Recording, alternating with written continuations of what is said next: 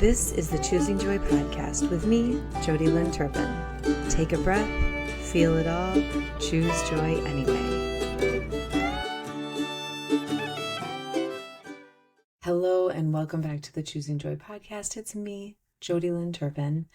So I just recorded an episode on communication, and then also it kind of led into change and us having to make change. So I thought it would be timely right away to post another podcast about setting boundaries because they go hand in hand. And just like everything within this, I have about 1,000 notes here, and I really think that setting boundaries, especially because of the time of year it is extremely important. And it's a great time to practice setting boundaries too. Not just think about them or learn about them, but to actually put them into play. I'm going to guess that most people have a boundary to put into play unless you're like a seasoned professional boundary setter. So first off, I want to say, you're allowed to be happy.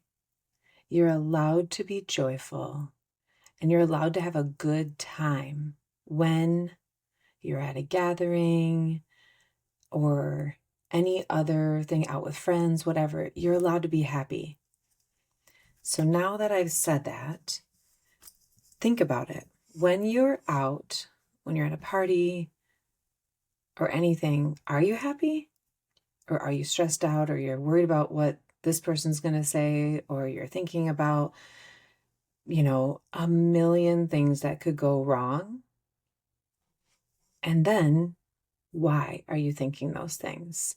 So when I first think of something that's happening, something someone's saying, something I'm mad about, I think first, why is this triggering me? And is it something that I need to change in me? It has nothing to do with the other person at this point. You're just taking in the information and thinking about it. Okay, is it me that needs to change my feelings? Or is the other person actually just rude or, mean or deliberately hurting you? Which does happen. So we need to look at this from both ways, because there's always something that we can grow inside because of a trigger or something that doesn't set well with us. Is there misinformation? Does a little bit of communication need to happen about how we feel about something or how they feel about something for better understanding of the other person? Because they may have been misinformed. There's a million for instances in this situation, but I like to break it down like that for myself. Triggered? Can I do something? Or really, do I need to set a boundary with this person? And that boundary can mean for yourself, for words or actions taken. It also can have to do with your children, and how people talk to them. It can, or even like your husband or your partner, or how your friend is treated. It could be any of those kind of things. So once we figure that out, we have a trigger, so we need to work on that. We need to have better understanding for ourselves, find out if there's something in our past that we need to heal. Sometimes there's other just reasons that you have this trigger. Wow, that could be a whole nother podcast. Okay, anyways. And then, do we actually need to set a boundary with this person? And what is the best approach? So maybe this person is always really correcting your children all the time, not letting them just like be a kid, and it's just specifically your child. And you're like, why are they doing that? And, really going just at this one child.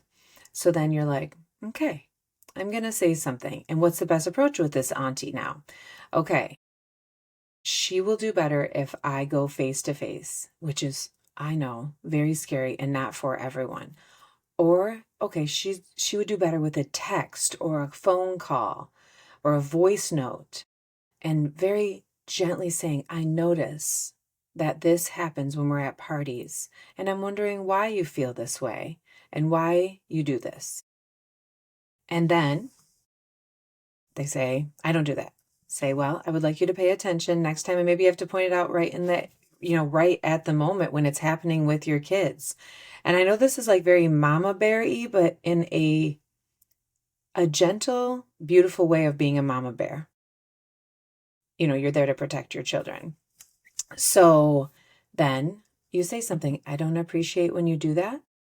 And it doesn't make us want to be around you because this hurts me and my child.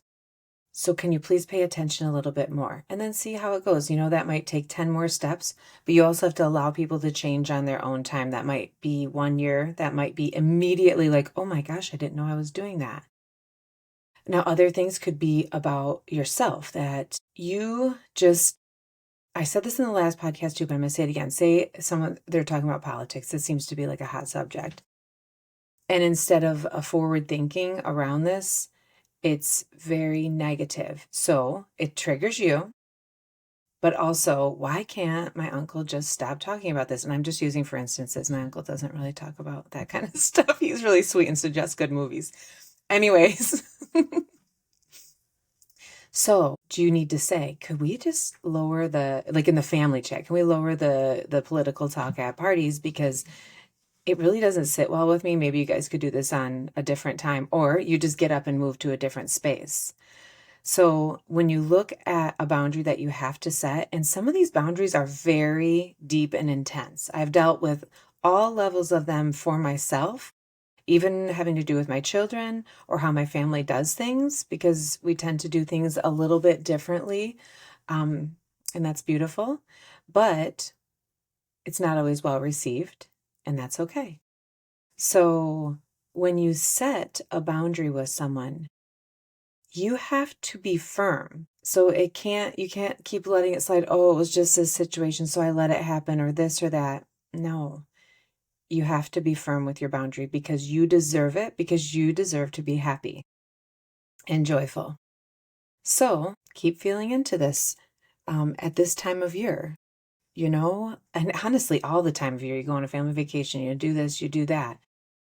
You're allowed to set boundaries, and the other person is also allowed to not listen to you. And then you're allowed to do what actions you need to take around that. And maybe it's not spending time by them. And then, oh, wait, why doesn't she want to hang out with me now? Oh, because I'm not very nice or something like that. And side note about this is the energetics around setting a boundary can come from a gentle, soft space in your heart, even though you are hurt. So something I like to do is play out a scenario of how I would like to do this, like either with a friend or myself in the mirror or my husband, and say, we like a lot of like that kind of that fun pretend, like kind of like a role play back and forth, so that you can practice, because sometimes, all the time, most of the time, any of those things, it's hard to communicate with people about what you desire and what boundary you're setting up. So just thinking of that energy, the words you're using, not blaming, but just informing. And you can even say that, I'm just going to inform you of this. I love figuring these things out. Actually, like so many of my family members and also like friends will ask me, what words could I use to talk to this person about this? And honestly, I love it so much. I just let the words flow through me, and it seems to work out most of the time. So please reach out to me about this. It's also something I do when I work one-on-one with people. We talk about this a lot. What can you do in the different situations that you feel like are going to happen, or are going to happen, or you expect to happen? And so figuring out those feelings around that and what you could say in the for instances, but I also, on the other side of that, going in with the mindset that people do change all the time. So allow them to change. So say you reach out before a party 1 week and you say, this is what I'm thinking. This is how I feel about this. And then allow them to change even 1%. Maybe there's just the tiniest tiny change. That's huge. That's huge for them. That's huge for your situation. And it's absolutely beautiful. Allow people to change. Oh, and change is hard. I know that. It's the one thing you can count on being a human on Earth is that there's going to be change, and there's going to be a lot of it all the time. Oh, well, if you have questions or are interested in working one-on-one with me, please reach out. You can go to my website, jodilynturpin.com, or email me at jodi at jodilynturpin.com. And I would love to talk to you about any of these situations. Somebody requested this boundaries podcast. Actually, I had a few people. And if I didn't answer your questions, please ask them because I would love to do another one. Happy December. I love you all, and I hope you have a magical, magical day. You've been listening to the Choosing Joy podcast with me, Jodi Lynn Turpin. Be gentle with yourself, trust the timing, and keep choosing joy again and